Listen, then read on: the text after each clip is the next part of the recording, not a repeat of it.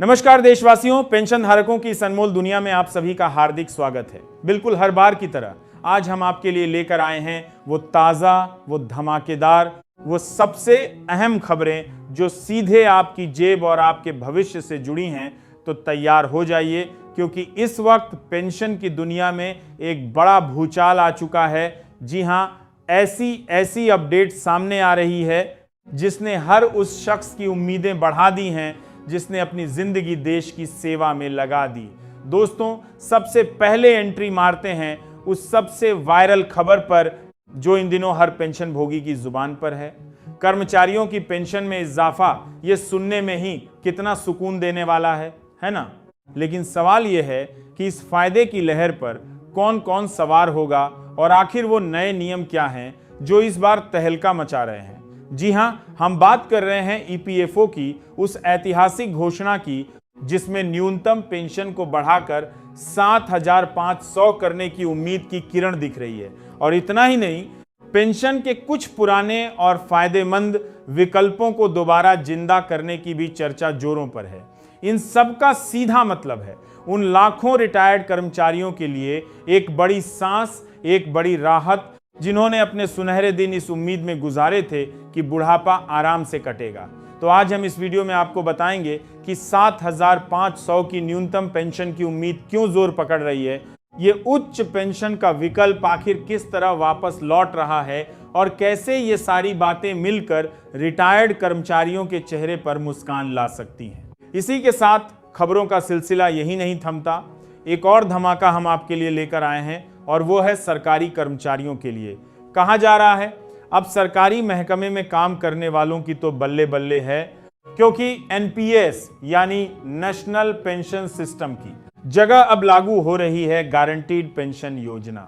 जी हां, अब रिटायरमेंट के बाद आपको मिलेगी आपकी आखिरी सैलरी का 50% हिस्सा पेंशन के रूप में। यानी जॉब के दिनों में जो तनख्वाह मिलती थी उसका आधा हिस्सा हर महीने हाथ में आएगा, वो भी बिना किसी जोखिम के, बिना किसी बाज़दार के झटके के। तो देर किस बात की? अगर आप चाहते हैं कि आपकी जिंदगी की एक कमाई, आपका ये पेंशन का पैसा हर अपडेट के साथ आप तक पहले पहुंचे, तो इस वीडियो को शुरू से लेकर आखिरी तक रुक रुक कर नहीं, बल्कि एकदम ध्यान से पूरा देखिए। और हां, अगर आप अभी नए हैं हमारे चैनल पर तो तुरंत सब्सक्राइब का बटन दबाइए, साथ में वीडियो को एक प्यार भरा लाइक भी दे दीजिए, ताकि ऐसी ही अहम जानकारियां आप तक पहुंचती रहें। तो चलिए, पल पल के हिसाब से चलने वाली इस दौड़ में सबसे आगे निकलते हैं और सबसे पहले समझते हैं उस बड़ी अपडेट को जहां कर्मचारियों की पेंशन के लिए नई सुबह की उम्मीद जगी है। कौन कौन होंगे इसके हकदार, क्या हैं ये नए नियम और 7,500 न्यूनतम पेंशन का सपना कैसे साकार हो रहा है।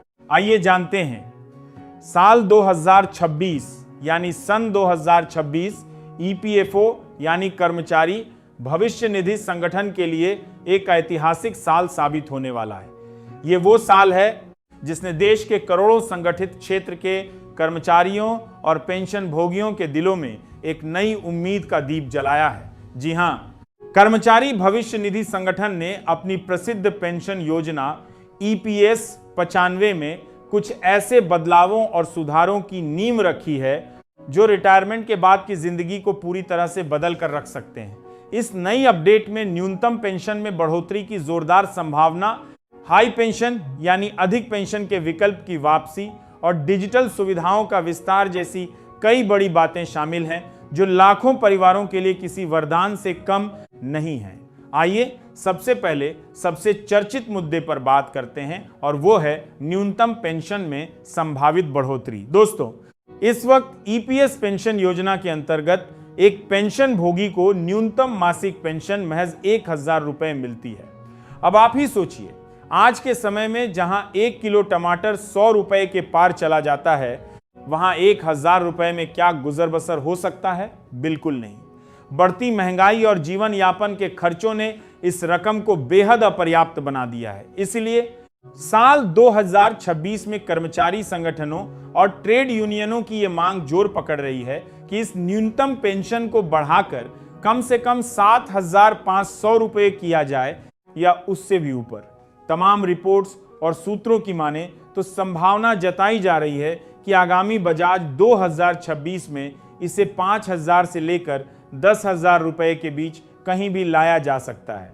अगर ऐसा होता है तो इसका सीधा सीधा मतलब है कि कम वेतन वाले तबके के रिटायर्ड कर्मचारियों के लिए उनके रोजमर्रा के खर्चे उठाना आसान हो जाएगा और उन्हें एक बहुत बड़ी राहत मिलेगी। लेकिन कहानी यहीं खत्म नहीं होती। इससे भी ज्यादा बड़ी खबर उच्च पेंशन के विकल्प को लेकर है। यानी वो कर्मचारी जो चाहते हैं कि उनकी पेंशन उनकी असली सैलरी के हिसाब से बने, उनके लिए एक सुनहरा मौका फिर से दस्तक दे रहा है। कर्मचारी भविष्य निधि संगठन ने हाल ही में एक बड़ा ऐलान किया है। उन्होंने उन कर्मचारियों के लिए पुरानी पेंशन व्यवस्था को दोबारा बहाल करने की घोषणा की है जिन्होंने 1 सितंबर 2014 से पहले उच्च पेंशन का विकल्प चुन लिया था। अब इस नए बदलाव के तहत वो कर्मचारी अपने असली मूल वेतन और महंगाई भत्ते के आधार पर ईपीएस में योगदान कर सकेंगे। इसका सीधा मतलब ये हुआ कि उनका पेंशन फंड ज्यादा बनेगा और रिटायरमेंट के बाद उन्हें उतन ही ज्यादा पेंशन मिलेगी। ये खबर उन सभी कर्मचारियों के लिए किसी खुशखबरी से कम नहीं है जो लंबे अरसे से इस बदलाव की मांग कर रहे थे। अब थोड़ा गणित भी समझ लीजिए, क्योंकि पेंशन का हिसाब किताब भी जरूरी है। आमतौर पर पेंशन की गणना एक फॉर्मूले से होती है, पेंशन योग्य वेतन गुणा पेंशन योग्य सेवा, और फिर उसे 70 से भाग देना होता है।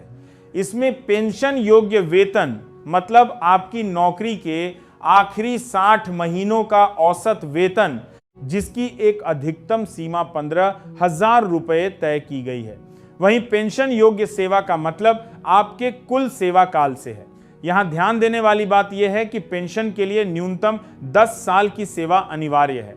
अब अगर न्यूनतम पेंशन बढ़ती है या इस वेतन सीमा में कोई संशोधन होता है तो यही फॉर्मूला आपके लिए और भी फायदेमंद साबित हो सकता है। इसी के साथ परिवार को मिलने वाली पेंशन की सुरक्षा भी इस नई चर्चा का हिस्सा है। अब इस बार पारिवारिक पेंशन को और मजबूत बनाने पर जोर दिया जा रहा है। मतलब अगर किसी कर्मचारी की मृत्यु हो जाती है तो उसकी पति या आश्रित बच्चों को जो पेंशन मिलती है वो न सिर्फ पर्याप्त होगी बल्कि पूरी तरह पारदर्शी तरीके से दी जाएगी। इसके अलावा विकलांग पेंशन भोगियों और जल्दी रिटायरमेंट लेने वालों के विकल्पों में भी सुधार की प्रबल संभावनाएं जताई जा रही हैं। तो दोस्तों, अगर आप खुद एक कर्मचारी हैं या पेंशन भोगी हैं तो कुछ बातों का ध्यान रखना आपके लिए बेहद जरूरी है। सबसे पहले तो कर्मचारी भविष्य निधि संगठन के आधिकारिक पोर्टल पर नियमित रूप से लॉगिन करें और अपने योगदान को ट्रैक करते रहें। दूसरा, अगर आप साल 2014 से पहले उच्च पेंशन विकल्प के पात्र हैं तो इससे जुड़ी हर जानकारी को अपडेट रखें। तीसरा, कभी भी अफवाहों पर भरोसा न करें। हमेशा सरकारी वेबसाइट यानी epfindia.in या उनकी आधिकारिक हेल्पलाइन से ही जानकारी लें।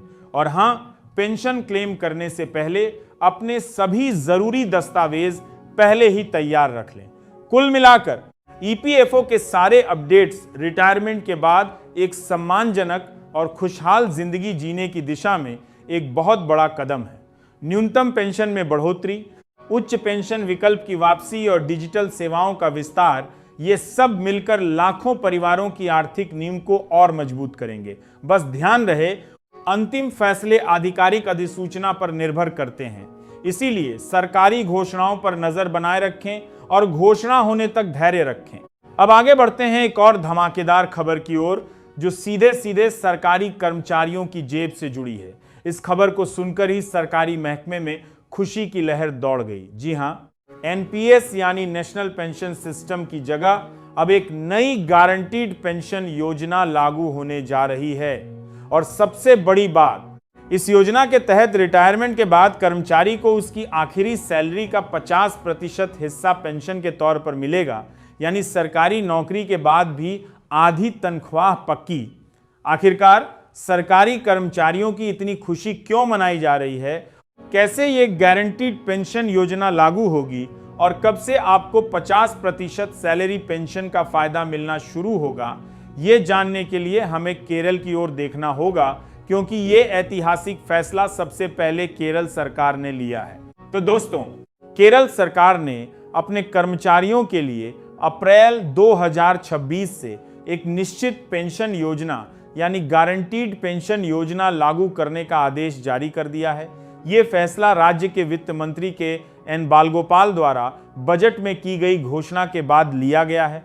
दरअसल बजट भाषण में ही उन्होंने राष्ट्रीय पेंशन प्रणाली के स्थान पर एक ऐसी योजना शुरू करने की बात कही थी जो न्यूनतम पेंशन सुनिश्चित कर सके। अब यह फैसला लागू होने जा रहा है। सबसे खास बात यह है कि कर्मचारियों को एक विकल्प दिया जाएगा। मंत्री कार्यालय द्वारा दी गई जानकारी के मुताबिक 1 अप्रैल 2026 से जो भी कर्मचारी सरकारी सेवा में भर्ती होंगे वो या तो इस नई निश्चित पेंशन योजना को चुन सकते हैं या फिर वैकल्पिक रूप से एनपीएस के तहत ही बने रह सकते हैं। लेकिन यही नहीं रुका फायदा।